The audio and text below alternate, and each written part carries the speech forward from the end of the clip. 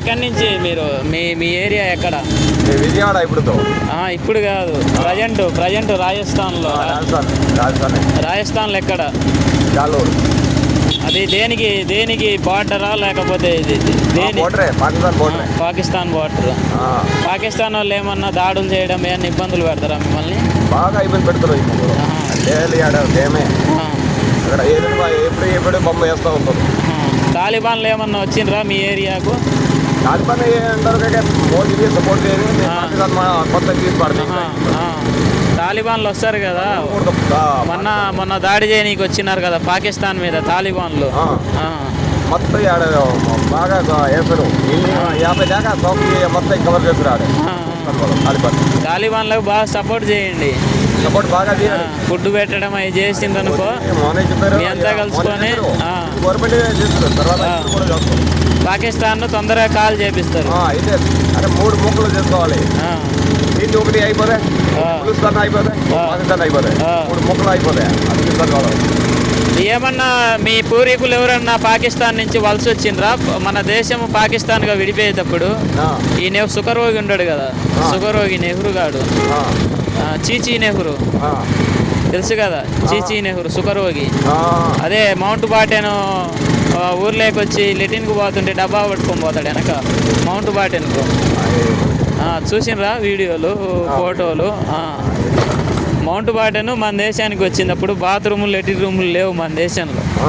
లేకుండా ఉంటే ఆమె లెటిన్కి వస్తే పక్కన కొండ చెట్లలోకి పోతుంటే ఆమె వెనక బకెట్ నీళ్లు పట్టుకొని పోతున్నాడు నెహ్రూ. ఎవరు? చీచీ నెహ్రూ సుఖరోగి. అమెరికా మీటింగ్కి పోయినా కానీ ఫస్ట్ పోయేది సుఖరోగి మౌంట్ బాటెన్ ఇంట్లోకి పోతాడు. అమెరికా విదేశీ పర్యటన అని సుఖరోగి వచ్చేసి మన సుఖరోగి నెహ్రూ మౌంట్ బాటెన్ ఇంట్లోకి వెళ్ళిపోతాడు. అది న్యూస్ ఛానల్లో కూడా వచ్చింది. ఇప్పటి వరకు మీ పూర్వీకులు ఎవరెవరు వచ్చిండ్రు వలస చెప్పగలవా? నీకేమన్నా తెలుసా? మీ పెద్దవాళ్ళు ఏమన్నా చెప్పిండ్రా? ఏమైనా సంఘటనలు జరిగింది? ఏమైనా మీ పూర్వీకులను పాకిస్తాన్ వాళ్ళు చంపింది విభజనలో? 20 కోట్ల మందిని చంపిండ్రు పాకిస్తాన్ విభజనలో. ఎవరిని? సిక్కులను, మార్వాడీలను. పాకిస్తాన్ విభజన జరిగినప్పుడు పాకిస్తాన్లో నుంచి వలస వచ్చేటప్పుడు దాడి చేసి జరిగింది కదా. ఏమన్నా బాంబులు వేయడం మీ ఏరియాలలో?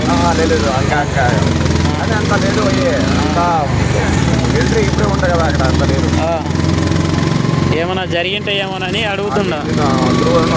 నీకు బాగా తెలిసి ఉంటుంది కదా. మీ పూర్వీకులను ఏమన్నా అడగలేదా నువ్వు? ఏమన్నా మన పూర్వీకులు వలస వచ్చేటప్పుడు పాకిస్తాన్ విభజన చెందినప్పుడు ఇట్లా మన భారత్ బార్డర్లోకి వచ్చేటప్పుడు ఏమన్నా రాజస్థాన్లోకి వచ్చేటప్పుడు ఏదన్నా సంఘటనలు కూడా దాడి చేయడము, చంపేయడము, స్త్రీలను మానభంగాలు చేయడం పాకిస్తాన్ వాళ్ళు.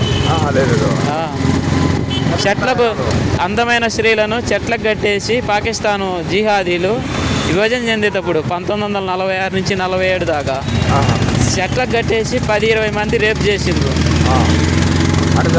అర్థమైందా? తెలుగు అర్థమవుతుందా? నేను చెప్పేది నీకు అర్థమైందా? ఇదంతా చేసింది ఎవరు? పాకిస్తాను ముస్లిమ్స్. అది విషయం. ఏం జరగలేదు ఇంతవరకు. మీ పూర్వీకులది నీకు తెలియదు, నువ్వు అడగలే. ఈసారి అడుగు.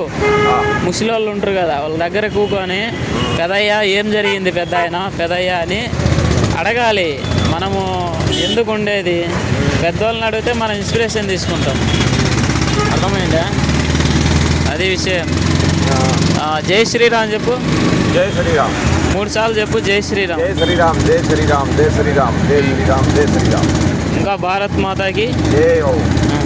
భారత్ మాతాకి జై హో. ఓకే. ఇప్పటి వరకు మనము వచ్చేసి మన పాకిస్తాన్ బార్డరు రాజస్థాన్ వ్యక్తితో మాట్లాడినాము. మంచి ఇన్ఫర్మేషన్ తెలియజేసిండు. కానీ వాళ్ళ పూర్వీకులకు ఏం జరిగింది ఆయనకు తెలియదంట, ఆయన అడగలేదంట పూర్వీకులకు ఏం జరిగింది. మనకి జాలూరు బోర్డరే ఉన్నాయి కానీ ఇంకా ఎక్కువ బోర్డర్ ఉంటాయి. ఎక్కువ మా న్యూస్లో గూగుల్లో చూసినప్పుడు పాకిస్తాన్ విభజన చెందేటప్పుడు 20 లక్షల మంది 20 కోట్ల మందిని ముస్లిమ్స్ చంపేసిండ్రు. వాళ్ళల్లో వచ్చేసి ఎక్కువ మంది రాజస్థాన్ బార్డర్కు వచ్చేసిండ్రు వలస. సిక్కులు, సింగులు, మార్వాడీలు ఎక్కువ మంది హత్య జరిగింది. పాకిస్తాన్ వాళ్ళు చంపేసిండ్రు ముస్లిమ్స్. అదే విషయము మాకు తెలిసినంత వరకు. ఈ వ్యక్తిని అడిగితే నాకు తెలియదన్నాడు, మా కళ్ళి ఏం జరగలేదన్నాడు, మా పూర్వీకులు నేను అడగలేదన్నాడు. ఓకే, జై శ్రీరామ్. ఈరోజు మా